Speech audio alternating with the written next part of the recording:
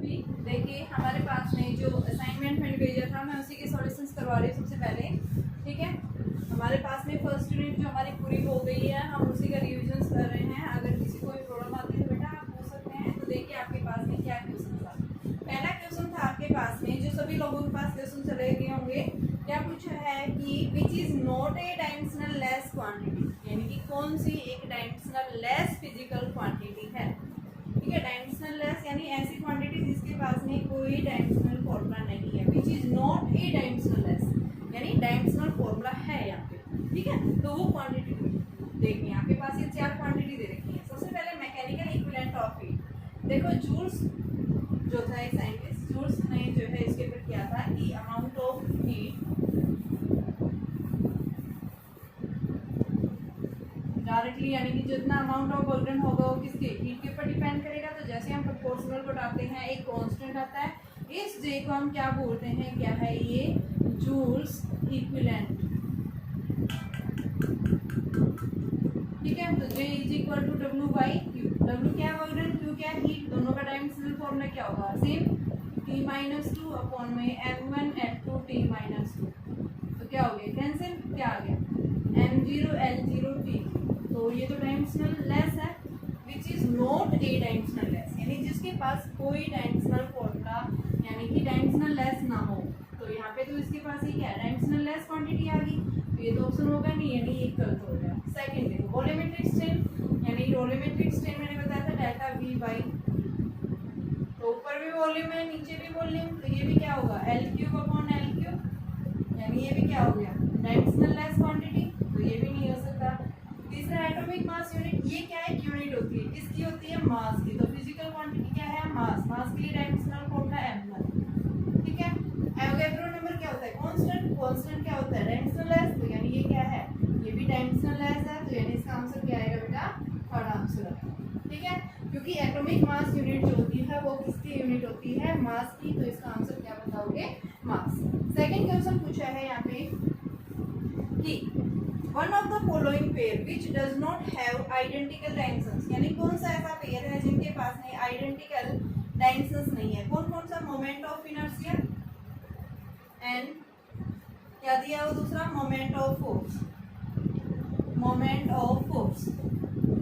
Second option दिया है बेटा यहाँ पे आपके पास में work and torque, work and torque. And third option है बेटा यहाँ पे एंगुलर मोमेंटम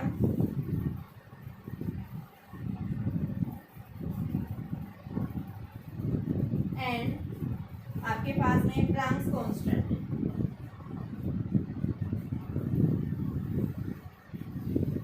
ठीक है, एंड फोर्थ जो ऑप्शन है वो क्या दिया है impulse and momentum end moment. तो इनमें से आपको एक ऐसा पेयर ढूंढना है जिसके पास में क्या है आइडेंटिकल डायमेंशनल फॉर्मूला ना हो, which does not have identical dimensions. ठीक है, डायमेंशंस मतलब इसकी जो पावर्स हैं वो क्या हो सेम। तो देखिए ऊपर का मिटा दूं, कर लिया होगा सबने, तो देखिए क्या क्वेश्चन है।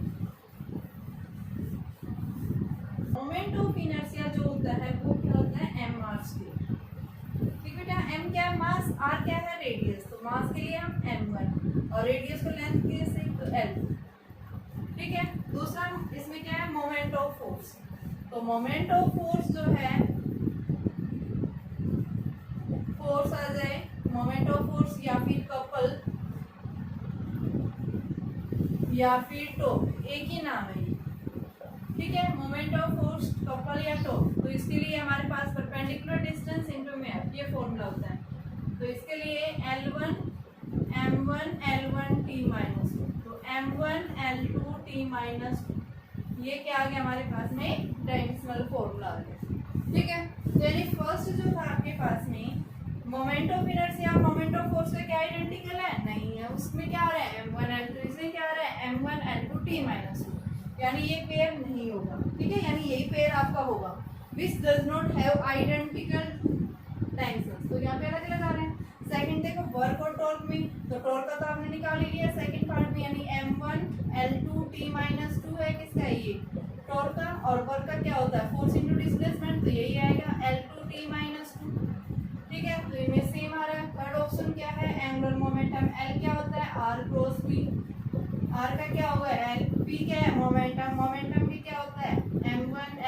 T minus one. तो बेटा ये क्या आया, m1L2t-1 आ गया।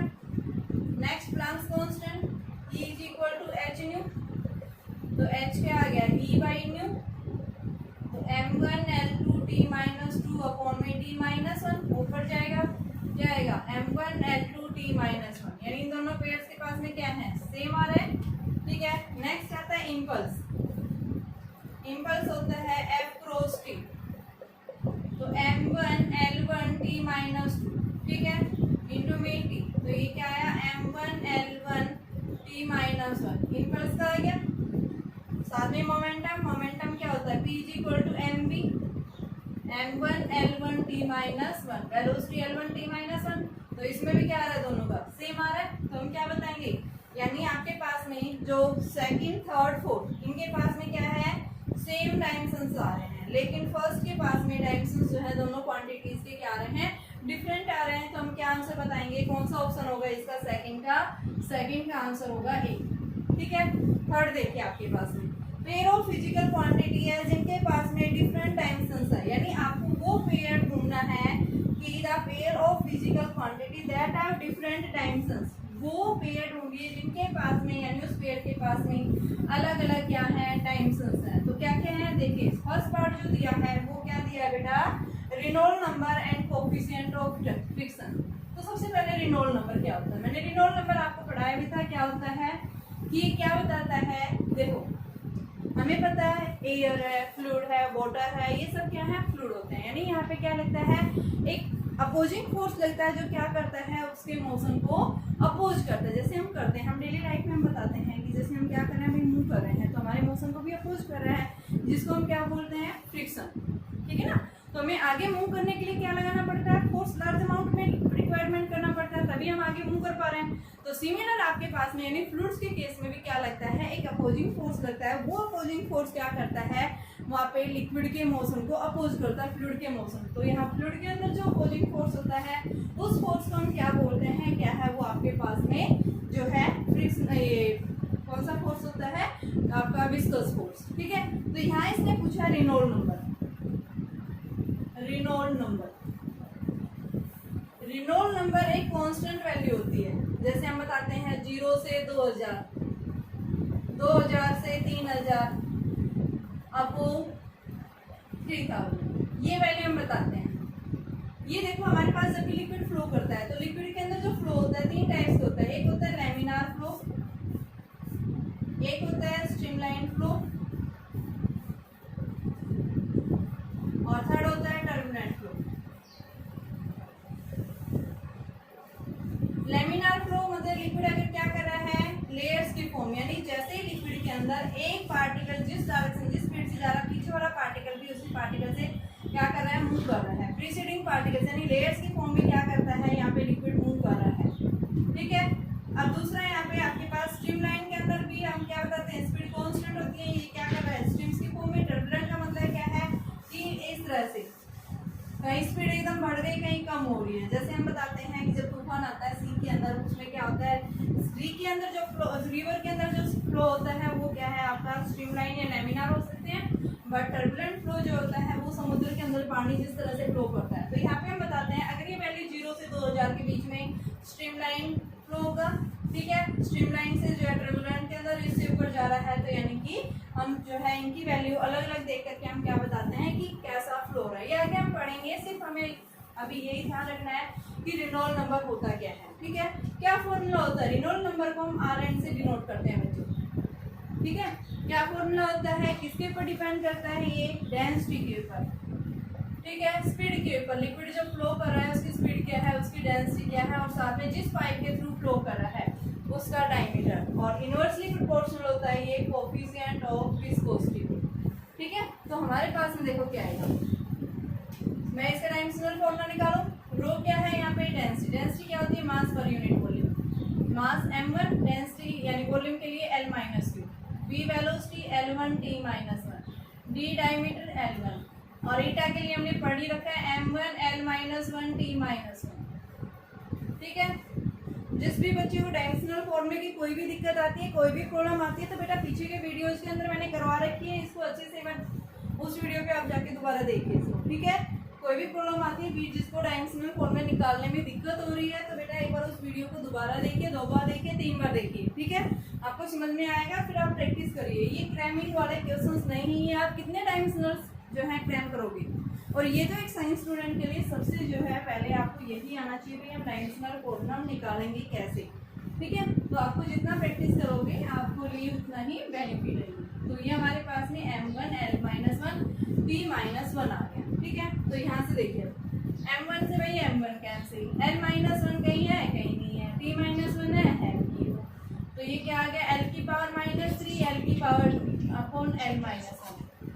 तो क्या आएगा l-1 ऊपर जाएगा ये +1, तो क्या आ गया l0, यानी क्या आ गया डायमेंशनलेस, ठीक है। दूसरा इसके साथ बोला है कि कोफिशिएंट ऑफ फ्रिक्शन।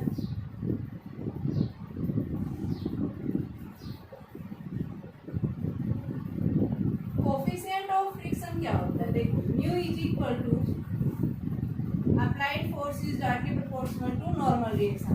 तो प्रोपोर्शनल को हटाते हैं जिसकी जगह क्या आता है कांस्टेंट। इस कांस्टेंट को हम क्या बोलते हैं, क्या है कोफिशिएंट ऑफ फ्रिक्शन। तो यहाँ से आपके पास न्यू क्या आ गया F/R आ गया। तो बेटा F क्या है, यहाँ पे फोर्स है, और R भी क्या है हमारे पास में नॉर्मल रिएक्शन होती है, फोर्स की इक्वल ही होता है। तो ये भी क्या है m1 l1 t-2, और ये नीचे भी क्या आएगा m1 l1 t-2, क्या है डायमेंशनलेस m0 l0 t। तो पहला पार्ट में यानी क्या पूछा था ब्रिज, यानी कि ऐसा पेयर बताइए जिनके डायमेंशंस जो हैं वो डिफरेंट है। तो यहाँ पे फर्स्ट पार्ट में अंदर दोनों में क्या आ गए सेम। सेकंड पार्ट क्या दिया हुआ है इसका, क्यूरी एंड फ्रीक्वेंसी। क्यूरी आपके पास में क्या है, देखो ये हम आगे पढ़ेंगे 12th में, रेडियो एक्टिविटी क्या होता है, ठीक है। रेडियो एक्टिविटी के अंदर एवरेज लाइफ या आपके पास में मीन लाइफ जो होती है वो क्या होती है टाइम पीरियड का रेसिप्रोकल, यानी क्या हो गया ये फ्रीक्वेंसी, ठीक है। आपके पास यानी t-1 और फ्रीक्वेंसी का भी क्या होता है t-1, तो दोनों के पास में क्या आ गया सेम आ गया। थर्ड पार्ट पूछा है यहाँ पे latent heat and gravitational potential. Gravitational heat है, हीट का क्या मतलब Q = ml, तो L क्या हो गया Q/m, और हीट हमने पढ़ी है एनर्जी के equal m1 l2 t-2 upon m1। तो क्या आया बेटा l2 t-2 आ गया। ये ग्रेविटेशनल पोटेंशियल क्या होता है, V से डिनोट करते हैं ये, ठीक है। तो ग्रेविटेशनल पोटेंशियल क्या आएगा -gm क्या होता है ये r। मास क्या है, अर्थ का मास है, m क्या है स्मॉल m, जो बॉडी इंफिनिटी से मूव कर रही है ग्रेविटेशनल फील्ड के अंदर। तो क्या है g के लिए निकालते हैं सबसे पहले। g क्या होता है F = gm1 m2 upon r²। तो g क्या आ गया F(r²) अपॉन में m1 m2। तो m1 l1 t-2 l2 upon में m2। तो क्या है बेटा वैल्यू m-1 l3 t-2। तो यहाँ रखो, तो ये क्या आया m-1 l3 t-2। इसको मिटाते ही b से, क्योंकि हम देखेंगे वरना कंफ्यूजन होगा आप लोगों को। तो देखो क्या आएगा, मास का वही m1 2 है या मास अपॉन में रेडियस l1। तो ये -1 ये 2, तो क्या आएगा m की पावर 1, l की पावर 1 से ये कैंसिल l2 t-2। तो यहाँ पे मास आ रहा है, उसमें मास नहीं आ रहा था, ठीक है। नेक्स्ट इसी के अंदर आपके पास में जो थर्ड पार्ट दिया हुआ है इसके अंदर क्या है आपके पास प्लांक्स कांस्टेंट एंड टॉर्क, ठीक है। ये ग्रेविटेशनल पोटेंशियल बेटा gm/r होता है शायद, ठीक है gm/r। तो यहाँ से हमारे पास है ये जो वैल्यू आएगी ये m1 आना चाहिए यहाँ से, ठीक है। gm/r और gm नहीं होता है, क्योंकि जैसे हम पोटेंशियल एनर्जी में होता है ये ग्रेविटेशनल पोटेंशियल की बात कर रहे हैं, तो ये आपके पास gm/r आएगा, और g की वैल्यू m की वैल्यू ये होगी r की वैल्यू, तो ये आपके पास l2 t-। तो ये दोनों का क्या आ रहा है सेम आ रहा है। ग्रेविटेशनल पोटेंशियल होता है -gm/r, इंटेंसिटी है ग्रेविटेशनल पोटेंशियल, ठीक है। अब हम बात कर रहे हैं फोर्थ पार्ट है हमारे पास में, क्या बचा है वो प्लांक्स कांस्टेंट एंड टॉर्क। तो देखिए फोर्थ में क्या आएगा, प्लांक्स कांस्टेंट अभी पढ़ा था E = hν। तो h क्या आ गया E/μ। तो m1 l2 t-2 अपॉन में t-1। तो बेटा क्या बना ये आपके पास में m1 l2 t-1 ये h का आ गया। अब इसी के साथ दूसरा क्या पूछा है आपके पास, पूछा है यहाँ पे टोर। तो टोर क्या होता है, r क्रॉस f, तो ये r के लिए L1 और f m1 L1 t minus 2 m1 L2 t minus 2। तो क्या देखा हमने, देखो Reynold number coefficient of friction दोनों डायमेंशनल है, तो यानी ये दोनों जो है डिफरेंट नहीं है, सेम आ रहा है। दूसरा हमने देखा था टॉर्क और ये क्यूरी और किसके बीच में फ्रीक्वेंसी, दोनों का भी सेम है। थर्ड हमने देखा था लेटेंट हीट और ग्रेविटेशनल पोटेंशियल, दोनों का सेम आ रहा है।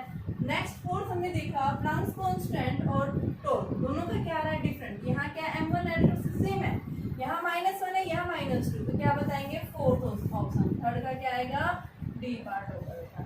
ठीक है, क्या पूछा था यहाँ से कि जिनके पास में क्या है कि which have the different dimensions, यानी ऐसा पेयर ढूंढिए जिसके अंदर डायमेंशंस क्या है डिफरेंट है। तो वो पेयर कौन सा आपके पास में, डी पेयर है।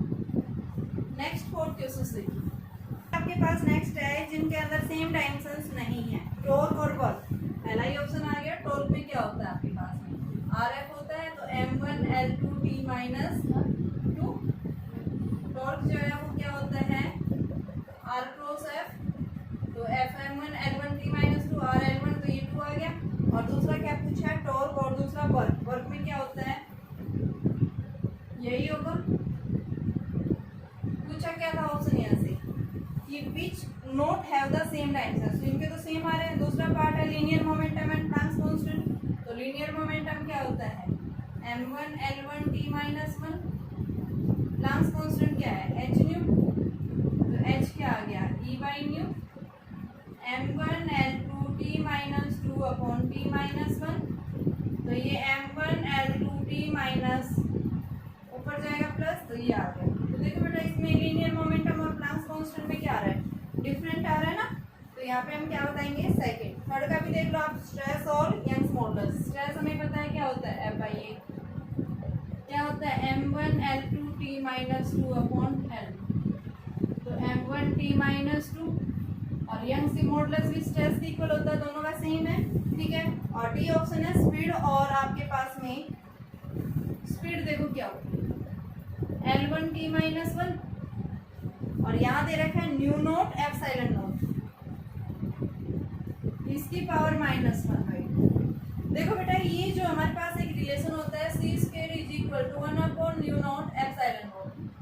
ठीक है, और यहाँ इन्होंने क्या दे रखा है c को, अगर इसको हम क्या लिखते हैं c is equal to 1 upon में root mu note epsilon nought लिख सकते हैं। इसको हम क्या लिख सकते हैं न्यू नोट एप्सिलॉन नोट इसकी पावर -1/2, वही बात आ गई। और इसको हम क्या लिख सकते हैं c की इक्वल है, देखा आपने फॉर्मूला। ये u क्या है आपके पास में, ये रिलेटिव परमिएबिलिटी होती है, मैग्नेटिक परमिएबिलिटी जिसको हम बोलते हैं, और ये क्या है इलेक्ट्रिकल परमिटिविटी। तो यहाँ पे इन दोनों का जो रूट होता है वो c के इक्वल, तो इसको हम c क्या होता है L1 t माइनस 1। तो क्या देखा हमारा फोर्थ ऑप्शन भी सही है, हमारा थर्ड ऑप्शन भी सही है, और हमारा फर्स्ट ऑप्शन, इनके डायमेंशन सेम आ रहे हैं। ओनली सेकंड जो ऑप्शन है इसके अंदर क्या है, दोनों क्वांटिटीज के डिफरेंट डायमेंशंस है, तो यानी क्या बताओगे इनके जो है डायमेंशंस क्या है, इनके पेयर्स जो है वो क्या है डिफरेंट है। ठीक है, नेक्स्ट क्वेश्चन आप बता सकते हैं, सेम निकाल लेंगे, सारे निकल जाएंगे। हाँ ये देखो एक बार इसमें इलेक्ट्रो, देखो Young's modulus pressure stress, Young's modulus का वही है स्ट्रेस की इक्वल है पाइए, निकाल लेंगे। दूसरा आता है बेटा इसके अंदर प्रेशर, प्रेशर भी यही है पाइए, और स्ट्रेस भी क्या होता है पाइए, तो यानी ये तो ऑप्शन क्या है सही है। सेकंड देखो वर्क हीट और एनर्जी, तीनों क्या एनर्जी की फॉर्म होती है, और एनर्जी के पास में क्या होता है डायमेंशन सेम होता है, यानी m1 L2 t minus 2। Third option दे रखा है electromotive force and potential difference of voltage. तो देखो इलेक्ट्रोमोटिव फोर्स हम किसको बोलते हैं, वही पोटेंशियल को बोलते हैं। तो देखिए आपके पास में जो थर्ड ऑप्शन है वो क्या है इलेक्ट्रोमोटिव फोर्स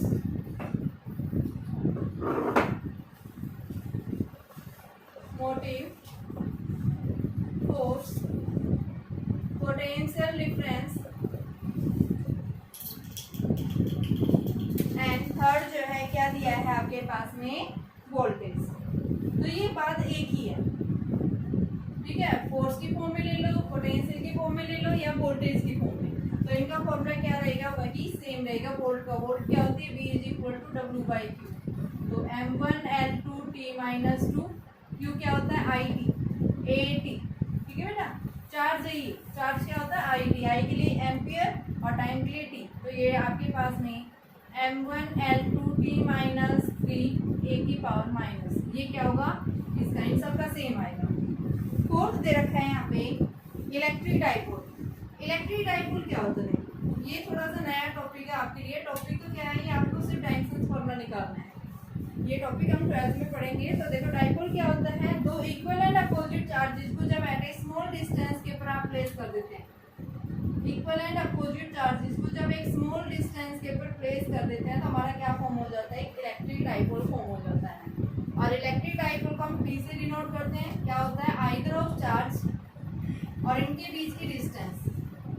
चार्ज क्या है QT, तो Q के लिए IT इंटू में 2a, डिस्टेंस मीटर में होती है तो A T, और ये इसके लिए क्या होगा बेटा आपके पास में डिस्टेंस है, तो क्या है ये आपके पास में डाइपोल का डायमेंशनल फॉर्मूला ये हो गया। ठीक है, Q इंटू 2a, तो आपके पास में Q के लिए IT और ये क्या बन गया डिस्टेंस, तो L1 T1 A minus A1 लिख सकते हैं। अब दूसरा है आपके पास में इलेक्ट्रिक फ्लक्स। फ्लक्स क्या होता है, फ्लक्स होता है कि कितनी इलेक्ट्रिक फील्ड, इलेक्ट्रिक फील्ड आप लोगों ने पढ़ा है। तो यहाँ से हम क्या बताते हैं, जब भी चार्ज होगा तो क्या करता है इलेक्ट्रिक फील्ड क्रिएट करेगा, और उस इलेक्ट्रिक फील्ड यानी उसमें से हम जो है उसकी डायरेक्शंस के लिए फील्ड लाइंस लेते हैं। इलेक्ट्रिक फील्ड की जो डायरेक्शन बताता है उसको बेटा हम क्या बताते हैं, क्या है वो इलेक्ट्रिक फील्ड।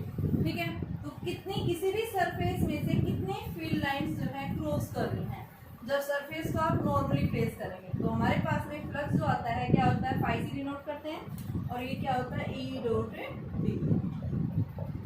तो E क्या है इलेक्ट्रिक फील्ड, इलेक्ट्रिक फील्ड क्या होता है F/Q, और एरिया ये क्या है एरिया, एरिया मीटर स्क्वायर, तो यहाँ पे हम मीटर की जगह L2 लेंगे। F के लिए M1 L1 T minus 2 L2, Q के लिए IT, I के लिए क्या होगा A और T, तो ये आपके पास में M1 L3 T minus B A minus 1 किसका बनेगा बेटा, ये हमारे पास में फ्लक्स का बनेगा। ठीक है, हमने इलेक्ट्रिक फ्लक्स का निकाल दिया, हमने किसका निकाल दिया यहाँ से डाइपोल का निकाल दिया। ठीक है, और थर्ड जो पूछा है वो किसका दिया हुआ है आपको इलेक्ट्रिक फील्ड। तो इलेक्ट्रिक फील्ड अभी हमने पढ़ा था, इलेक्ट्रिक फील्ड क्या होता है F/Q। F क्या होता है M1 L1 T माइनस 2, और Q क्या होता है IT, I के लिए A और T, तो M1 L1 T minus 3 A minus 1, तो ये किसका बना इलेक्ट्रिक फील्ड का बना। तो क्या देखा हमने, तीनों के अंदर डायमेंशंस क्या आ रहे हैं, इनके अलग अलग आ रहे हैं डिफरेंट। तो यानी इसने क्या पूछा था क्वेश्चन में कि आपके पास में does not have same dimensions, तो इनके डायमेंशंस क्या है सबके अलग अलग डायमेंशंस। तो हमारे पास में इसका ऑप्शन क्या होगा, क्वेश्चन नंबर जो है फिफ्थ में ऑप्शन होगा आपका फिफ्थ का डी ऑप्शन। और फोर्थ का बेटा मैंने कौन सा बताया था आपके पास में, जो है सेकंड ऑप्शन बताया था कि लीनियर मोमेंटम और प्लांक्स कांस्टेंट दोनों का अलग लगा होगा। ठीक है, फोर्थ में हम क्या बताएंगे बी। ठीक है, अब देखो सिक्स बेटा कर लोगे। इसमें देखो एनर्जी डेंसिटी, एनर्जी डेंसिटी किसको बोलते हैं, देखो एक बार हाफ एप्सिलॉन नॉट किस पे होता है ये बताते हैं।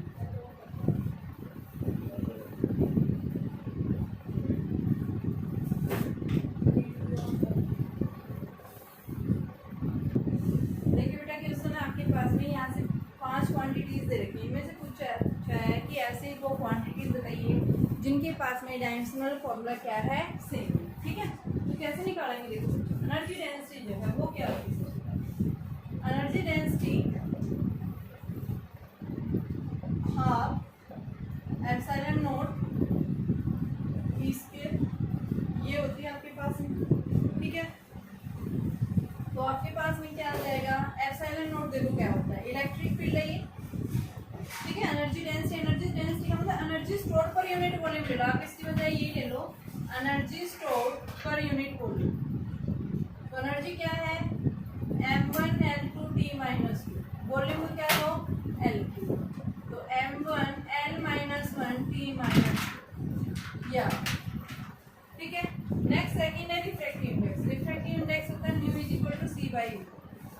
लाइट की स्पीड जो है एयर के अंदर कितनी है, टू द मीडियम के अंदर कितनी है, तो क्या आएगा ये डायमेंशनलेस। थर्ड आता है डाइलेक्ट्रिक कांस्टेंट। डाइलेक्ट्रिक कांस्टेंट का मतलब क्या है आपके पास में कि आपके पास में के जो है it is the ratio of the जो है फोर्सेस का रेशो है ये। जब आपने चार्ज पार्टिकल को कहा मीडियम एयर के अंदर रखा है टू द मीडियम के अंदर, तो इनका जो रेशो आता है वो भी क्या रहेगा constant m 0 L 0 T। Dielectric constant है, कांस्टेंट के पास कोई डायमेंशनल फॉर्मूला नहीं होता।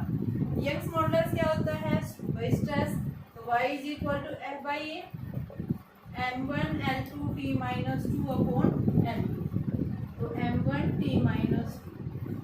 मैग्नेटिक फील्ड क्या होता है, F is equal to I L, तो यहाँ P क्या आ जाएगा F अपॉन आई एल।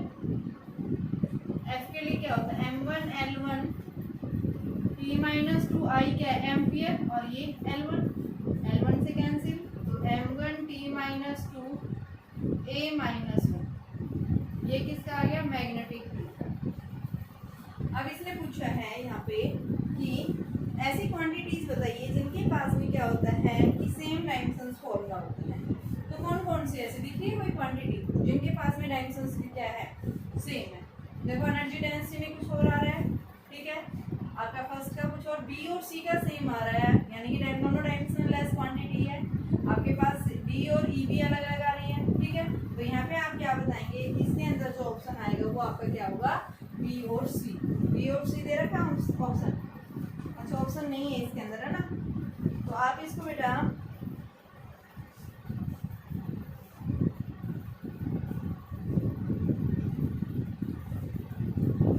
इसका आपके पास में कुछ और दिया हुआ है। देखो एक बार इसका एनर्जी डेंसिटी हम फॉर्मूले से निकालते हैं, उससे देखते हैं अगर क्या आता है।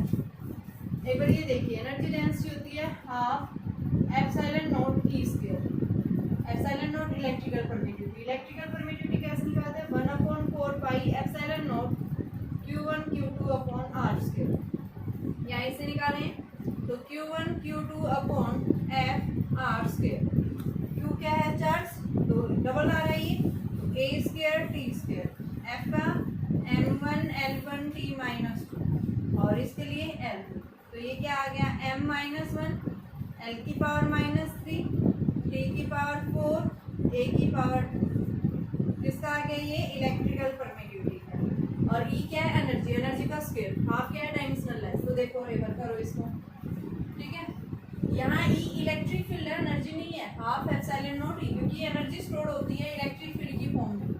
कोई भी डिवाइस जब चार्ज स्टोर कर रहा है जैसे कैपेसिटर हम बताते हैं, तो E इलेक्ट्रिक फील्ड क्या होता है F बाई Q, तो M1 L1 T minus 2 upon में AT M1 L1 T minus 3 A minus 1, ठीक है। तो देखो रखो यहाँ पे एप्सिलॉन नॉट का रखो पहले, -1 L माइनस 3 T की पावर 4 A की पावर 2, और इलेक्ट्रिक फील्ड का स्क्वायर करके लिखना है क्योंकि स्क्वायर है M2 L2 T minus 6 A minus 2।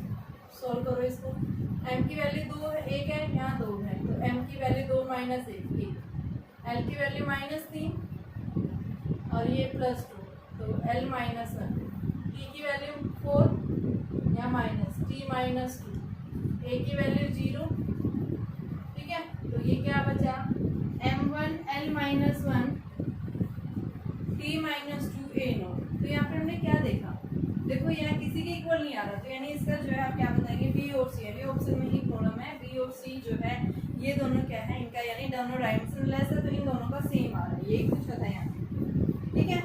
Next question number 7 वो उसमें मैंने बताया था बेटा किसी भी फिजिकल क्वांटिटी की न्यूमेरिकल वैल्यू क्या होती है यूनिट के इनवर्सली प्रोपोर्शनल। जितनी बड़ी यूनिट होगी न्यूमेरिकल वैल्यू क्या होती है उतनी ही स्मॉल आती है, और जितनी जो है आपके पास में लार्ज यूनिट होगी न्यूमेरिकल वैल्यू क्या मिलेगी उतनी ही स्मॉल। तो इसके अंदर ऑप्शन कौन सा होगा, डी ऑप्शन होगा। नेक्स्ट क्वेश्चन देखिए, यंग्स मॉडुलस की वैल्यू दे रखी है एक सिस्टम के अंदर कितनी है, y इज इक्वल टू दिया हुआ है 12.6 इंटू 10⁻11, ठीक है, और आपके पास यूनिट है डाइन पर सेंटीमीटर। क्या पूछा है इसकी एमडीएस सिस्टम में वैल्यू निकालो। तो यहाँ से देखो किसमें दे रखा है ये सीजीएस सिस्टम में, यानी फर्स्ट सिस्टम है n1 की वैल्यू कितनी है भाई 12.6 इंटू 10 की power 11 m1 l1 t1। m1 किस में है मास ग्राम में है, यहाँ लेंथ किस में है सेंटीमीटर में, टाइम किस में है सेकंड में। सेकंड सिस्टम ये आपका सीजीएस सिस्टम था। एमकेएस ने वैल्यू पूछी है क्या वैल्यू होगी तो एमकेएस सिस्टम। n2 हमें निकालना है।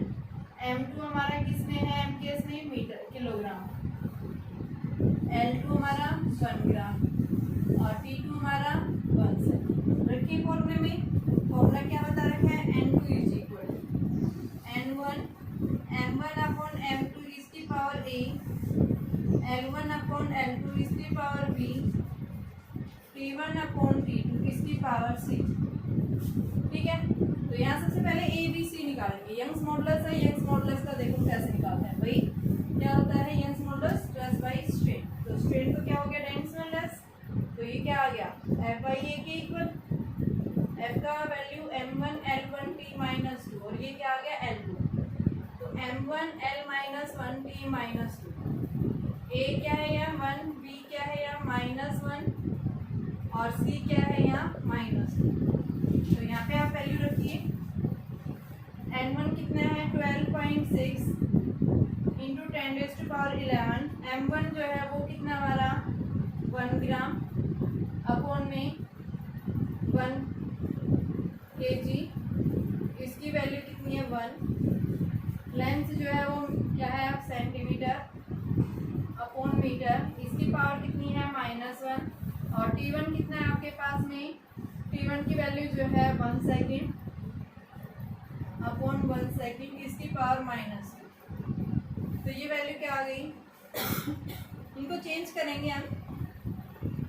11 1 ग्राम में कितने किलोग्राम होते हैं 10 की पावर -3, केजी अपॉन में केजी, ये कैंसिल हो जाएंगे।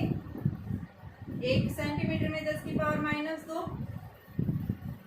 मीटर -1 एंड ये 1 की वैल्यू -2, तो ये कैंसिल हो गया। तो 12.6 इंटू 10⁻11 इंटू 10⁻3 और ये माइनस माइनस प्लस, तो क्या आ गया ये +2, तो 12.6 गुना 10 की पावर 10 आपके पास क्या आ जाएगी न्यूटन पर मीटर स्क्वायर। यानी वैल्यू इसमें आपके पास ऑप्शन दे रखा है 12.6 गुना 10 की, यानी सेकंड ऑप्शन है। तो आपके पास में क्वेश्चन नंबर 8 था, क्या आएगा बी ऑप्शन आएगा। ठीक है, नेक्स्ट क्वेश्चन नंबर देखिए आपके पास में डेंसिटी ऑफ मटेरियल जो है वो सीजीएस सिस्टम में दे रखी है।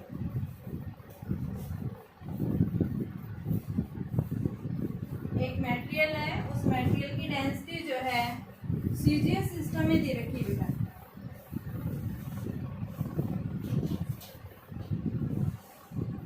कितनी वैल्यू दे रखी है सीजीएस सिस्टम में 4 ग्राम पर सेंटीमीटर स्क्वायर डेंसिटी, 4 ग्राम पर सेंटीमीटर क्यूब। पूछा क्या है अगर इस सिस्टम की लेंथ जो है अगर क्या है, if the in a system of units in which unit of length is 10 centimeter, length क्या है 10 सेंटीमीटर, मास जो है वो क्या है 100 ग्राम। तो बताइए उस मटेरियल की डेंसिटी क्या होगी उस नए सिस्टम के अंदर। ठीक है, तो देखो सबसे पहले डेंसिटी मास पर यूनिट बोलेंगे m1 l minus cube t0, a1 b क्या आ गया -3 और c 0। ठीक है, फॉर्मूला रखें यहाँ पे आपके पास में m1 जो है वो क्या है फर्स्ट सिस्टम में n1 4, m1 हमारा ग्राम में, l1 हमारा सेंटीमीटर में, t1 हमारा सेकंड, n2 हमें डिटरमाइन करना है, m2 हमारा किलोग्राम में, l2 हमारा मीटर में और t2 हमारा सेकंड में। ठीक है, तो कैसे निकालेंगे n2 इज इक्वल n1 क्या है 4, m1 किस में है आपके पास में, किसमें बेटा ये ग्राम में, तो 1 ग्राम अपॉन में सीजीएस सिस्टम में ये दूसरा 10 सेंटीमीटर दिया हो, ये सॉरी 100 ग्राम दे रखे हैं, इसकी पावर जो है क्या है 1। मैंने m1 l1 दोनों साथ रख दी वैल्यू। ठीक है, दूसरा आपके पास में वैल्यू जो है क्या दे रखी है l1 कितना है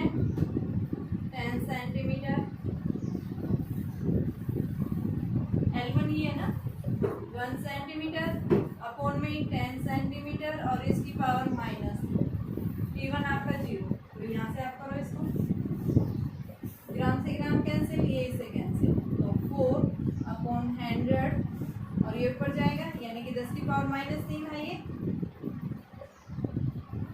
यही मतलब है, इसको ऊपर लेके जाएंगे 4/100 इंटू 10 की पावर 3, तो ये कैंसिल यानी कि आ गया आंसर 40 आ जाएगा आपके पास में। ठीक है, तो इसमें आंसर डी ऑप्शन आएगा, लाइन पे क्या आएगा, डी ऑप्शन दिया हुआ है। क्वेश्चन नंबर 10, इनके अंदर डायरेक्ट वर्टिकल क्वेश्चन है, a dimensional less quantity. Dimensional less quantity यानी क्या है, never has a unit, always has a unit, may have a unit या डज नॉट एग्जिस्ट। तो डायमेंशनल लेस क्वांटिटी होगी तो उसके पास में कोई यूनिट, जैसे आपने बोला पाई की वैल्यू क्या होती है 3.14, ठीक है 3 पॉइंट, यानी कांस्टेंट के पास में क्या कोई यूनिट होती है, कोई यूनिट, तो यानी इसका ऑप्शन क्या होगा, फर्स्ट आएगा, never has a unit. 11th जो है, which of the following sets can not enter into the list of fundament, कौन सा सिस्टम जो है फंडामेंटल क्वांटिटी के अंदर एंटर नहीं हो सकता, तो कौन सा है आपके पास में, can not enter, length mass velocity, length time velocity, mass time velocity या लेंथ टाइम मास। देखो क्वेश्चन बोल रहा है which of the following sets can not enter into the list of fundamental quantities in any system of units. तो in any system of units के अंदर हम क्या लेते हैं, एमएलटी ही लेते हैं, ठीक है ना, अदर नहीं, तो इसमें ऑप्शन आपके पास नहीं, यानी तीनों तो हो नहीं सकते क्योंकि वेलोसिटी आ रही है, तो इसमें ऑप्शन आप 4 बताएंगे। क्वेश्चन नंबर 12 देखिए कि रॉन्ग ऑप्शन कौन सा है, तो इसमें जो रॉन्ग ऑप्शन है बेटा थर्ड है इसमें, ठीक है, बेस क्वांटिटी इज ऑलवेज 0, ठीक है। नेक्स्ट है 13 का जो है डी ऑप्शन होगा, थ्योरेटिकल है, इसमें इनकरेक्ट इक्वेशन जो है वो हमेशा क्या रहती है, इनकरेक्ट रहती है डायमेंशनली। नेक्स्ट क्वेश्चन नंबर 14, उसमें जो है ए बी सी जो है वो क्या दे रहे हैं, इनके डायमेंशंस दे रहे हैं, तो क्वांटिटी ऑफ मास, मास की क्वांटिटी क्या होगी, ठीक है, तो आपके पास में जो है ए जो है वो कभी 0 नहीं होगा, क्योंकि आपके पास लेंथ और टी जो है जब 0 दिखा रखा है, तो ए जो है मास के ऊपर लेते हैं डायमेंशंस, यानी it can never be 0, d option होगा इसमें। नेक्स्ट है P is equal to P naught e की पावर, क्वेश्चन है बेटा आपके पास में 15, ये पावर वाले मैंने क्वेश्चन बताया था बेटा, एक्सपोनेंशियल के ऊपर जो क्वेश्चंस होते हैं इनको हम कैसे सोल्व करते हैं, minus alpha T square, alpha एक कांस्टेंट है, टी टाइम है, तो कांस्टेंट वैल्यू पूछिए अल्फा की, तो यहाँ से निकालो अल्फा यानी कि माइनस, ये मैंने क्या बताया था बेटा, ई की power minus alpha T square constant, तो माइनस अल्फा टी स्क्वायर 1 लिखते हैं, तो यहाँ प्लस माइनस हम देखते नहीं, अल्फा क्या आ गया 1/t स्क्वायर, तो अल्फा क्या आ गई टी की पावर माइनस, ये इसका डायमेंशंस आ गया डायमेंशनल कोड में, ठीक है, तो इसमें बी ऑप्शन आएगा। क्वेश्चन नंबर 16 और देख लो, ये भी करवाया हुआ है क्वेश्चन, नहीं मेरा करवा रखे बेटा ये दोनों 16 भी, b is equal to a t plus में b upon t plus c, a b c का डायमेंशन पूछा है, तो b इज इक्वल टू क्या लिखेंगे 80, क्यों लिखा है, क्योंकि मैंने बताया सेम क्वांटिटी में सेम क्वांटिटी का ही एडिशन होता है या फिर सब्ट्रैक्शन होता है, तो b को हम क्या लिखेंगे 80, तो a क्या बन गया vt, v क्या है वेलोसिटी L1t माइनस 1, नीचे t, तो L1t माइनस 2, ठीक है। अब इसका पूछा है t क्या हो गया c, तो c किसके इक्वल आ गया t1 के। अब किसका पूछा है b का, तो b इज इक्वल टू क्या लिखेंगे b अपॉन t, ठीक है, तो b क्या हो गया b इंटू टी, तो L1t माइनस 1 और नीचे क्या साथ में t1, तो क्या आ गया ये L1, b का डायमेंशंस L1, ठीक है। ए बी सी पूछे थे, तो इसमें कौन सा ऑप्शन आएगा, थर्ड आएगा। क्वेश्चन नंबर 17 भी करवा रखा है, 18 भी करवा रखा है, 19 भी करवाया हुआ है, 20 क्वेश्चन देख लीजिए। 20 क्वेश्चन में जो है 21 भी मैंने करवा चुकी हूँ, ठीक है बेटा, जो मैंने नहीं करवाया होगा मैं सॉल्यूशन बता दूंगी आपको, ठीक है। तो एक बार ये देखिए क्वेश्चन आपके पास में 20 क्वेश्चन देखो, फ्रीक्वेंसी जो है एक वाइब्रेशन है आपके पास में। क्वेश्चन नंबर 20, इनके आंसर देख लो। 17 का जो आंसर आएगा वो क्या होगा, देखो 17 का फर्स्ट, 18 का भी आपके पास में फोर्थ, 19 का जो आएगा बच्चों वो आएगा थर्ड, ठीक है। 17, 18, 19 के जो ऑप्शन मैंने बता दिए हैं, 17 का ऑप्शन फर्स्ट, 18 का फोर्थ एंड 19 का थर्ड, ठीक है। अब हमें कौन सा क्वेश्चन करना है, 20 क्वेश्चन। 19 क्वेश्चन में अगर कोई दिक्कत होती है तो देखो हम क्या बताते हैं, y इज इक्वल टू ये है आपके A sine alpha X plus में B cos of beta T A. देखो मैंने क्या बताया, साइन के साथ एंगल होता है वो क्या होता है हमेशा कांस्टेंट, तो यानी अल्फा एक्स क्या हो गया कांस्टेंट। तो हमें किसका निकालना है अल्फा, अल्फा क्या आ गया 1/x और ये क्या आ गया l माइनस 1। ऐसे ही बीटी ढूंढ लो, बीटा टी क्या होगा कांस्टेंट, तो बीटा क्या आ गया 1/t टी की पावर -1। ठीक है। देखो अब क्वेश्चन नंबर 20 क्या है आपके पास दिया हुआ है, ये क्वेश्चन भी मैंने करवा रखा है बेटा। फ्रीक्वेंसी जो है क्या है p/12 p/2l f/m इसकी पावर 1/2। ठीक है। p क्या है यहाँ पे नंबर ऑफ सेगमेंट्स और l क्या है लेंथ। तो आपको क्या निकालना है डायमेंशनल फॉर्मूला बताना है किसका मास का। m जो है ना यहाँ पे m क्या है आपको नहीं पता तो m के लिए निकालना है। p क्या है नंबर ऑफ सेगमेंट्स, l क्या है लेंथ। ठीक है। तो आपको निकालना है। तो f क्या है यहाँ पे फोर्स, तो m के लिए पहले फॉर्मूला निकालो। क्या निकलेगा nu square is equal to P square by 4l square f by m क्या आ गया भैया आपके पास में ऊपर लेके जाओ P square by 4l square f by new square. p क्या है नंबर ऑफ सेगमेंट कांस्टेंट है, कांस्टेंट का कभी कोई डायमेंशनल फॉर्मूला नहीं होता, 4 भी कांस्टेंट है, l स्क्वायर का l, f क्या है force m1 l1 t minus 2, frequency क्या होती है t माइनस 1 और इसका स्क्वायर। तो ये क्या हो गया t की पावर -2 से t कैंसिल, तो ये क्या आया m1 l माइनस 1 क्या है ये मास का। तो आप ये m की वैल्यू हमें नहीं पता m क्या है यहाँ पे, तो इसके अंदर आंसर जो है आपके पास में क्या आएगा यानी कि m1 l माइनस 1 और t माइनस जो है आपको क्या दिया हुआ है -1। सॉरी एक मिनट ये आंसर दूसरा देखिए। हाँ देखिए बेटा m1 l माइनस 1 इसका सी ऑप्शन है या 20 का जो है थर्ड आंसर है। ठीक है ना ये थर्ड है, ये क्वेश्चन हमने आंसर दूसरा देख लिया था। ठीक है। तो ये 20 क्वेश्चन है, 21 मैंने करवा रखा है, 22 भी करवा रखा है, नहीं करवाया तो कल करवा दूंगी। 22 करवा दूंगी, 23 भी करवाया हुआ है, 24 में करवा दूंगी, 25 भी करवा दूंगी।